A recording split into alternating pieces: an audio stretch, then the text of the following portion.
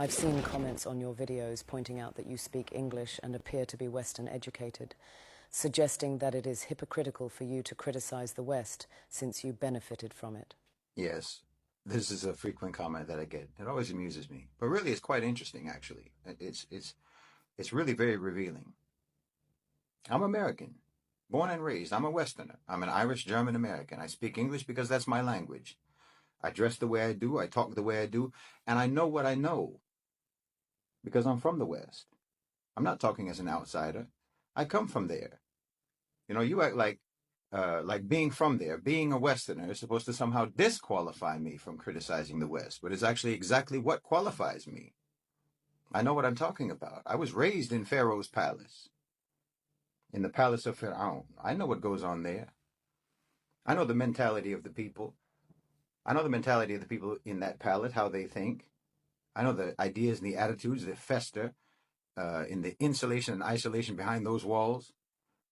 You know, Pharaoh's palace was an echo chamber, and so was America. But look at the pattern, subhanAllah.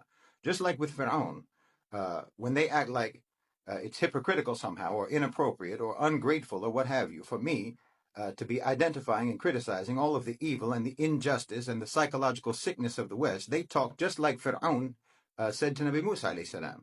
أَلَمْ نُرَبِّكَ فِينَا وَلِدًا وَلَبِثْنَا فِينَا مِنْ عُمُورِكَ سِنِينَ. Didn't we raise you up as a small child amongst us for years of your life?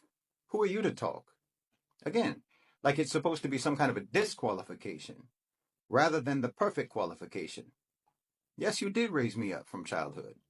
Yes, you did, for years and years, and that's exactly why I can talk about you, because I know you. I was raised just like you, just like every American, just like most of the people of my generation. I know your schools, I know your media, I know your propaganda, I know your ideology, I know your thinking. Because what the power structure did to you, they did to me.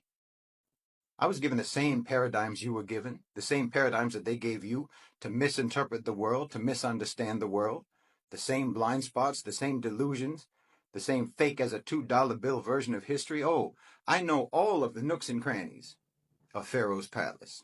I know every corner, and I know what's brushed under every rug and what's hidden in every closet and all the bodies in the basement. And I'm not special. This is true for every American Muslim, for every Western convert to Islam. We represent together a kind of collective Musa, alayhi salam, to the collective Fir'aun of America and the West. Because yes, collectively, not just the power structure, but many, many Americans, individual citizens, collectively have a Fir'aunic mentality, a Fir'aunic mindset. They think that they're the Lord of the world. You know, as a so-called civilization, they think they're Lord of the world. Life and death is in their collective hands. And anyone and everyone who doesn't worship them deserves to be punished. If you're not upon the deen of Western worship, then you're a heathen, you're an infidel, you're a rebel who poses a threat to their supremacy. And it's grotesque. Because you know that, just like with actually Pharaoh, you know that inside of his palace, the slaves outnumbered at any given time all of the courtiers and the aristocrats. And America's no different. The West is no different. Most of the people over there are slaves. Mistreated, abused, looked down upon, treated as disposable, disrespected, and demeaned. But they still think that they're privileged and honored just by dint of the fact that they're inside that unholy palace. And they think that everywhere else in the world is miserable.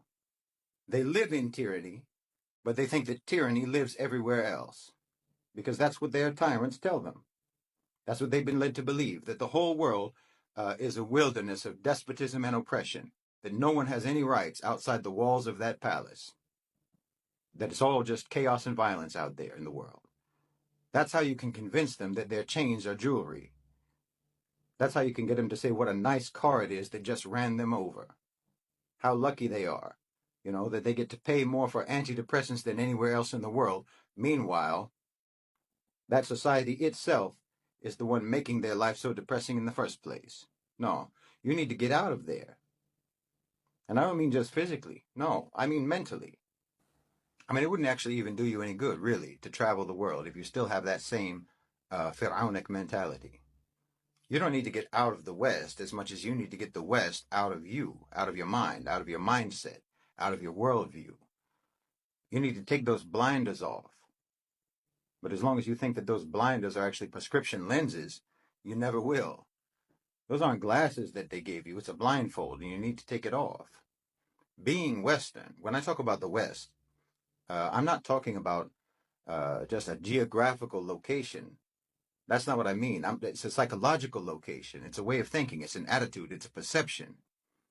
And that's what you need to get rid of. That's what you need to get out of.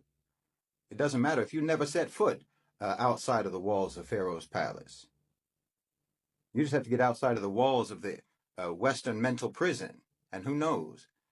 There might just be a mutiny in that palace. And that's exactly what the power structure is afraid of. Not an actual mutiny. I'm not talking about a revolution, but an intellectual mutiny, a psychological mutiny. And that's why they're so threatened by Islam, because they're afraid that Islam will lead their slaves out of bondage, out of mental bondage. And that's the last thing that they want.